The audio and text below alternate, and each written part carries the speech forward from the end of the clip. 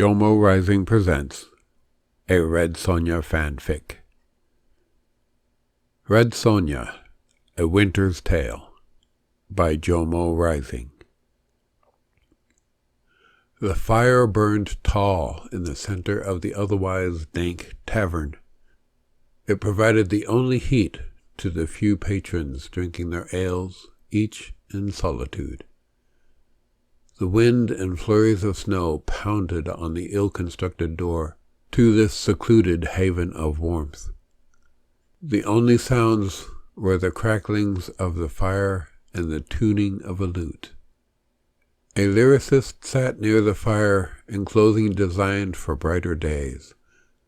His suffering shone on his face and in the poor state of his instrument. His grim visage echoed that of the others here, waiting out the long Hyrcanian winter. Boris, most proud and braggadocious, sought to liven up the scene in perfect contrast to the bard. Indeed, he was the only patron to move differently from the lifting of near-empty mugs to the mouth. He slapped Gertrude on the backside as a sign of his dominance. Gertrude ignored the impious insult and busied on as the sole-serving maid, fetching empty mugs, giving only the slightest hint that she would be returning with full ones.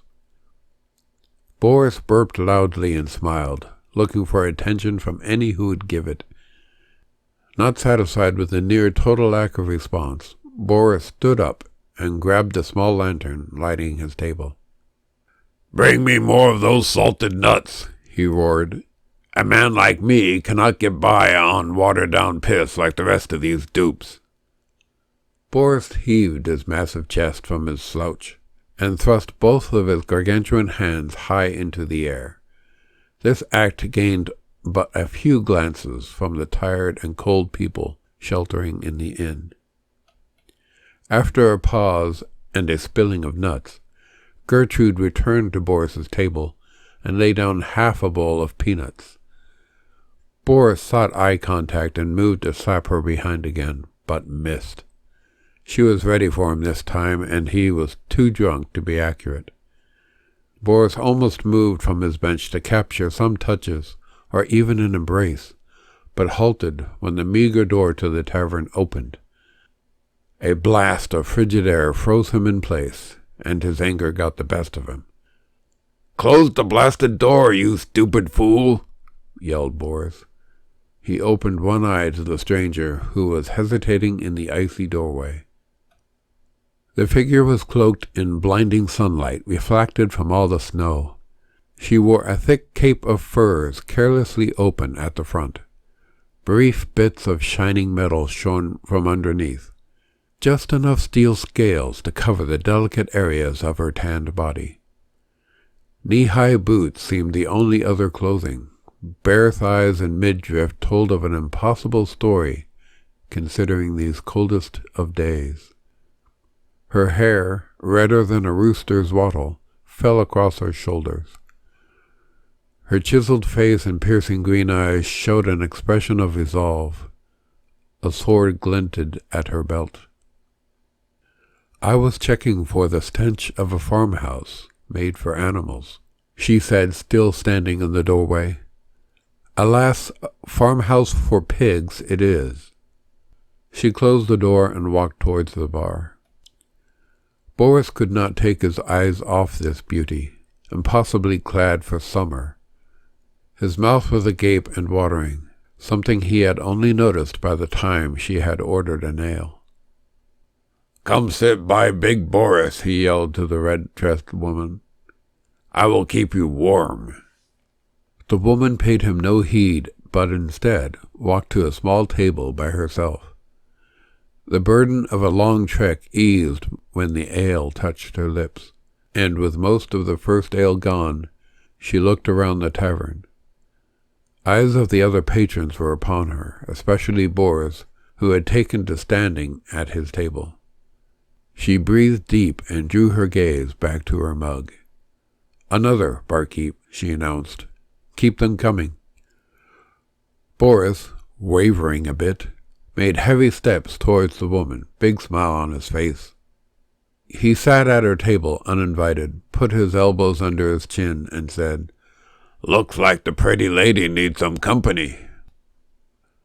The warrior woman was frowning by this point, and said without making eye contact, "No, move away." When the brute hadn't even twitched to leave, her hand went to the pommel of her sword. "Why so stern, my lady? This place is for relaxing, out of the icy troubles. The piss for ale tastes better in the company of a man." He grinned toothy when she finally met his gaze. "My name is Red Sonja," the woman retorted. "Perhaps you have heard of me. Perhaps you have heard of my vow, and of all the men I have slain in order to keep it." Boris made a dumb face. However, his next eloquent response was interrupted by a loud gurgling 2 tables away. The darkest corner of the inn emitted sounds most unnatural.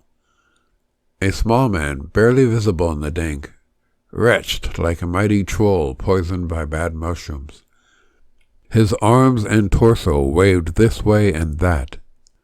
Red Sonja was first to notice the violent undulations the petite man was suffered.